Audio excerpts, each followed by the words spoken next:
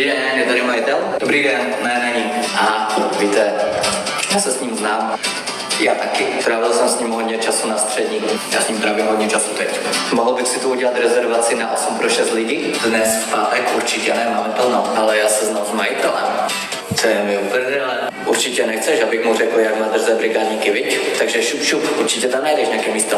Hele, poslouchej, je hezké, že máš nějaké kamarády ze střední, protože vypadáš jako ten typ člověka, který žádné kamarády nemá. Plus tyhle keci a debilní určitě si říká spíše o šikanu, no abych to zkrátil. To, že jste si na střední honili do křížku, neznamená, že se teď seberu a půjdu smontovat stůl a židle pro tebe a tvé imaginární kamoše, chápeš to? Chci mluvit s majitelem. Není problém. No, povídej, co chceš. Ahoj, Luďku, prosím tě, je tady nějaký tvůj kamoš ze střední a tvrdí, že tě zná. Chce rezervaci. Milan se jmenuju. Milan, prý. Jo, tenhle kokot, řekni, že máme plno. Mám plno. Jo, já slyšel.